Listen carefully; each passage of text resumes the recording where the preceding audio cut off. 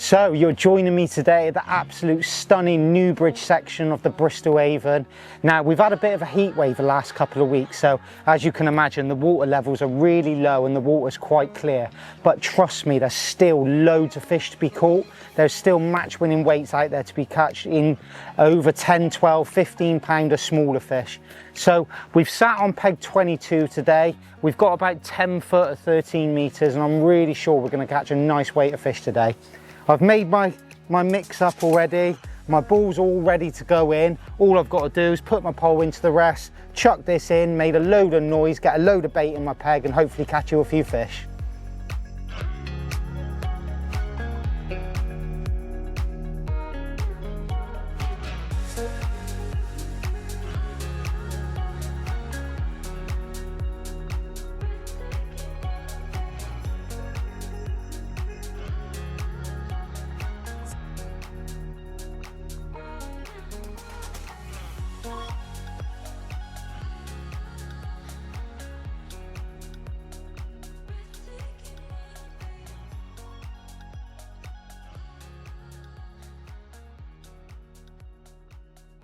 Right, so go through my bait choice for today. To start off with, I'll talk you through my live bait.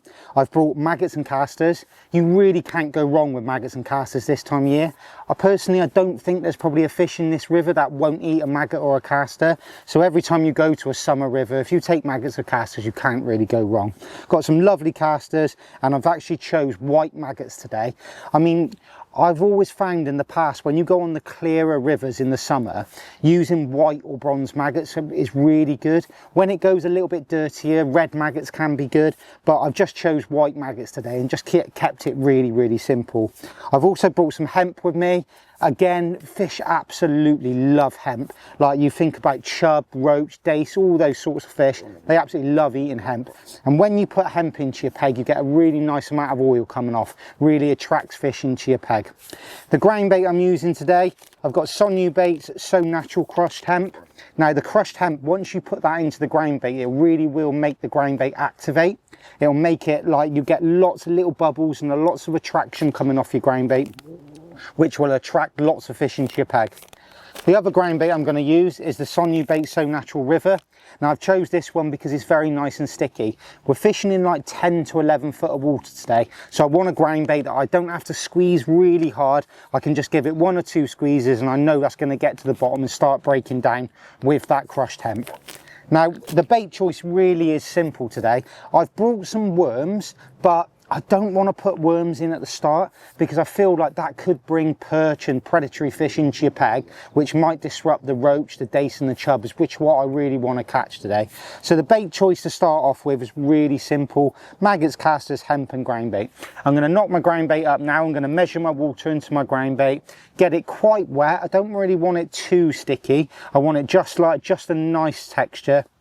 I'm going to measure out probably about 10 balls today. I'm going to put 250 ml of casters, 250 ml of hemp into that grain bait. I'm going to ball it in, make lots of noise, lots of attraction, get lots of fish into my peg. There is an option of loose feeding maggots over the top, but I just feel on these stretches of rivers there can be quite a lot of bleak. So I'm going to fish nice and positive today. I am going to attack it. The thing is about rivers like this, even though it's summer, it's hot, it's low, it's clear and there's not much flow, but there's still so many fish to be caught. And if you just come to these venues, really attack with bait, there's still massive amount of fish that you can catch. So that's how I'm going to fish today. I'm going to mix my grain bait, measure it, get some bait in and hopefully catch you a load of fish.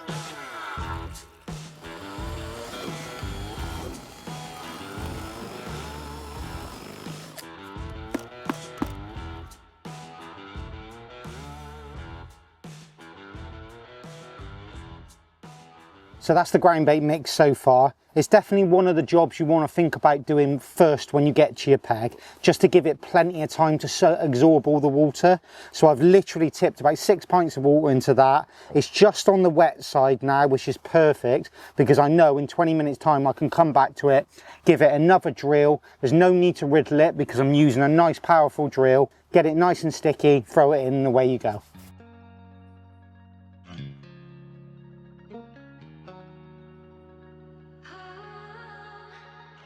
I've just measured out 10 decent sized balls, and what I'm going to do, I'm just going to put about a big heaped 250 ml pot of casters straight into my ground bait.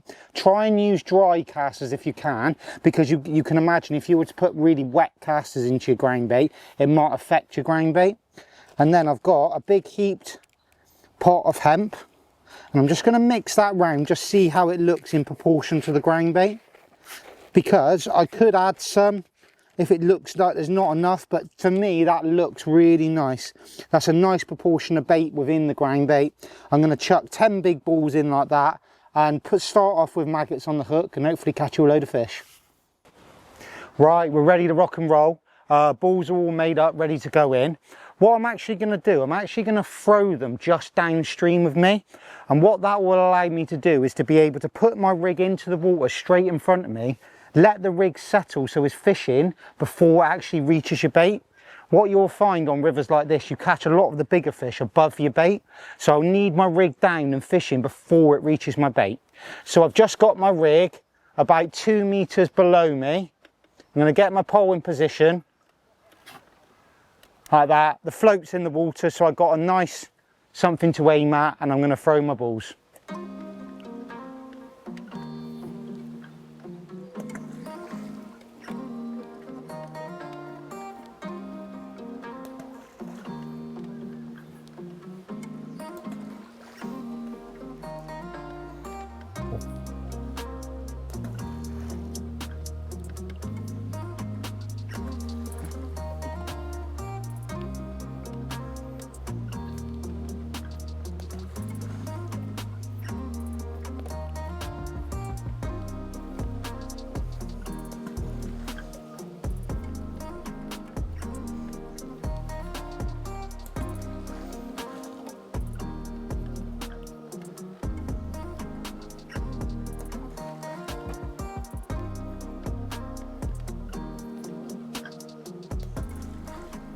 And there we go.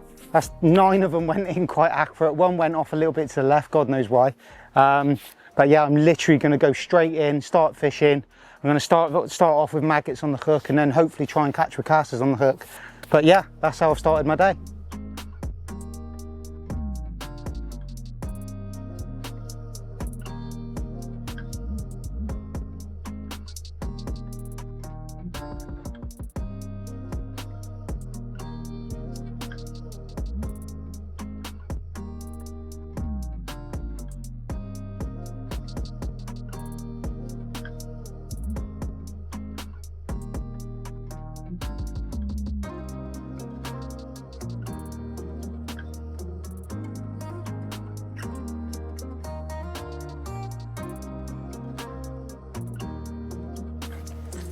Right, so we've had a good start. Basically, since balling it in, we've had a bite virtually every chuck. The only thing is the fish are slightly on the small side. So there's a few things I can change to try and change that. So the first thing that springs to mind, I'm fishing a gram float at the moment with no back shot, and I'm just letting the float go through at the same speed as the flow. What I found in the past, to try and catch a bigger stamp of fish, if you were to use a slightly bigger float, i.e. 1.5 grams, slow it down to like 3/4 pace or even half pace, with maybe using a back shot, sometimes that can create you catching bigger fish. Or the other thing that springs to mind is start loose feeding. The only thing I am a little bit worried about loose feeding here is the noise of the bait going in might attract quite a few bleak into my peg. But having some hemp and some casters going through the water, I think might attract some better roach, some better dace, and maybe even some chub. So that's the couple of things I'm going to change. What I'll probably do first, I'll probably start loose feeding first rather than changing my rig. And then hopefully that won't bring any bleak into my peg and I'll catch a bigger stamp of fish. But if I start loose feeding and I don't catch a bigger stamp of fish, the next stage will be to put a bigger rig on, a slightly shorter line between my float and my pole tip, maybe use a big back shot and try and slow that float down to like half pace or even 3/4 pace, and really concentrate on the area where my ground bait's on the bottom. So I'll literally drop my float in 2 foot above where my ground bait's gone and really slow it down over that little area, and hopefully that will bring a good little run of some better stamp fish. But it's good though, we've had a bite every single chuck virtually, but it would really be nice to suddenly start catching some like 4, 5, 6 ounce roach, some chub and maybe some bigger dace. But we are getting bites, which is a good sign this early. And you've got to remember, it's still, it's probably the worst time of day at the moment for fishing. So as the light starts to drop a little bit later on in the day, hopefully those big fish are moving.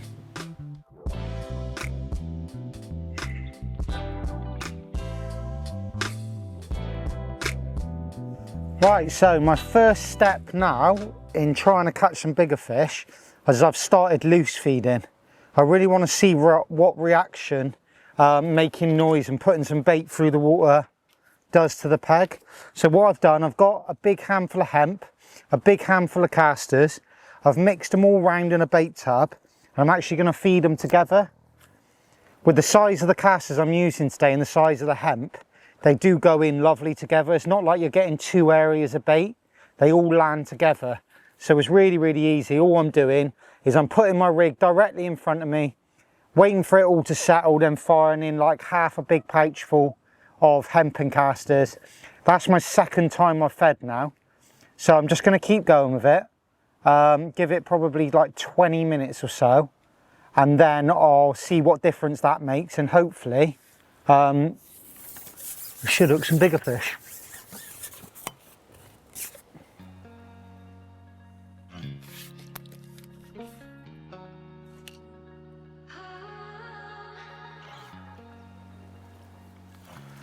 Fair one.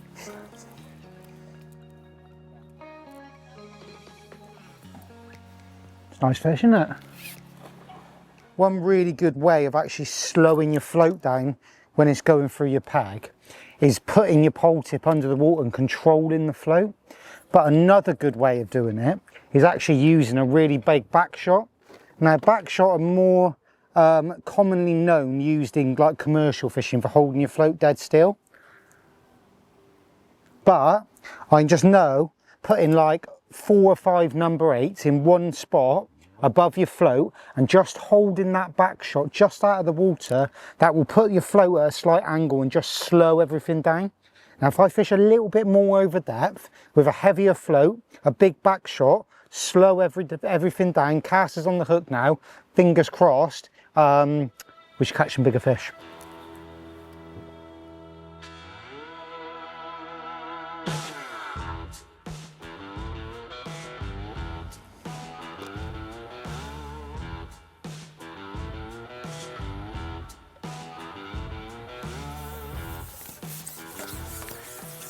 Well, that has made so much difference, it's a joke. Basically, I've made a couple of changes.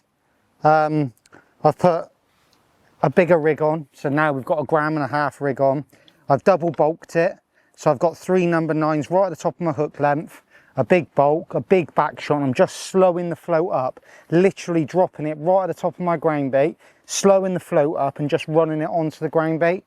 I'm loose feeding my casters and my hemp, and basically after making those 2 changes I can catch a really nice little dumpy roach virtually every chuck. And what I do feel now I'm loose feeding like this and fishing with a more positive rig, I feel like my peg's going to go the right way. I feel like it's going to get stronger and stronger as the day goes on. We've got a bit of shade behind us here and it's gradually coming over the water, so as soon as that shade hits where my float is, I think the peg's going to get really, really good. But though a couple of those changes, where I've dropped my float in, the size of my float, how I'm feeding now has made such a big change. At the very beginning, I was just catching little dace, bleak, just really small fish. But now, I've got to be honest, my peg is absolutely lovely now. Right, so just stop fishing for a couple of minutes. I'll just talk you through the rig that I've swapped to. To start off with, we've got a size 16 curved pole XS, which is actually a barbed hook, which is really important when you're fishing natural venues. For hooking maggots, hooking casters, when you're hooking small fish like this, a barbed hook is really essential. 010 Matrix soft steel hook length, 0.14 main line, which is a nice balance. You've got 0.4 of a mil difference in diameter between the hook length and the main line. The shotting pattern itself, what I've actually done, I've actually changed it from how I had it originally. I'm actually fishing a double bulk now. So I've got 3 number 9s right at the top of the 6-inch hook length, leading up to the bulk. A 1 gram Olivet, 4 number 9s just below the Olivet, a number 9 above, and then I've got 5 or 6 little trimmer stots above it. The float itself is, just hook this up and I'll be able to show you a little bit better, is a 1.5 grams Perfect Gloucester. Now I absolutely love these floats for river fishing when it's not flowing too hard. If it was flowing a little bit harder, I would use a more of like a diamond shaped float, which I could really hold on to. But with this flow, that shaped flow is absolutely beautiful. It's got a thick wire stem so you can hold on to it, like a rugby ball shaped body, and then a fiberglass bristle. The light's a little bit tricky here today, but we can still manage to see it. Then we've got 1.5 meters of line between the float and the pole tip. But halfway up that line, I've got a 6 number 8 back shot, which what I'm doing, I'm actually dropping my float in right at the top of my ground bait and virtually holding onto the float with this back shot, just slowing it up and just inching it onto my ground bait. And I seem to be catching a lot better stamp doing that.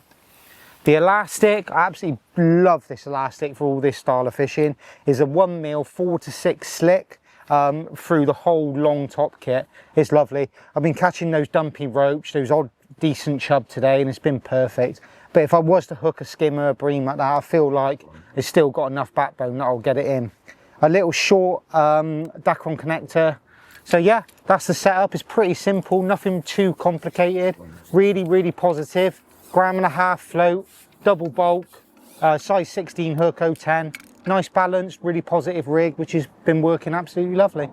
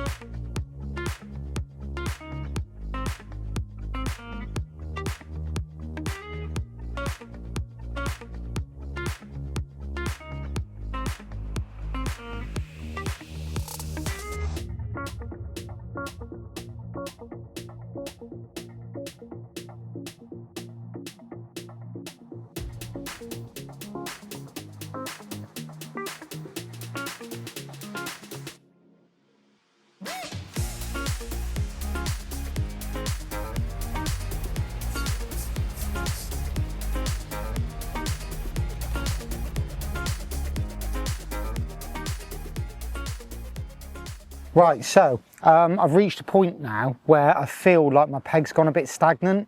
I'm loose feeding my hemp and my casters, and I feel like the fish are a bit spread out. What I'm going to try and do is just condense them a little bit back with some ground bait, and hopefully this ground bait will bring even more fish in my peg. So I've got some active ground bait in my peg and I'll still be loose feeding. So I've made 10 single hand size balls, and I'm going to put these in now and hopefully give my peg a kick start.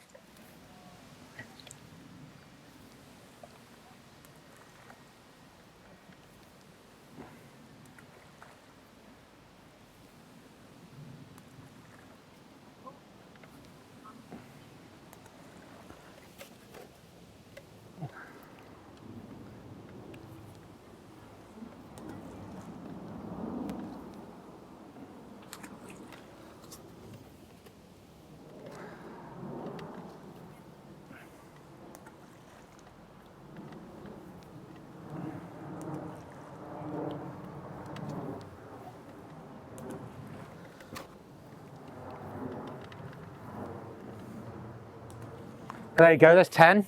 That went in lovely. So I've lined that up with my marker on the far bank exactly where they went in. I'm going to carry on dropping my float in just above the bait, inching it above that, keep loose feeding, and hopefully we'll have a good last couple of hours to the day.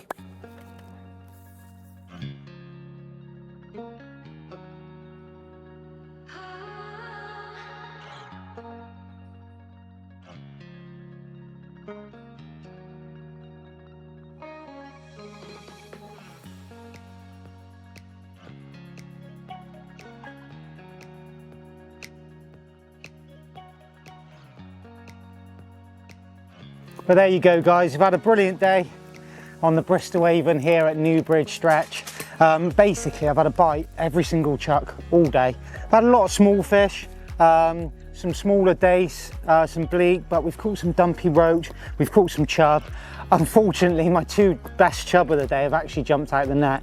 But it just shows you, even though the conditions have been absolutely horrendous the last couple of weeks, there's still loads of bites to be had. So if you fancy getting yourself out on a natural venue, on a river, there's still so many bites to be had.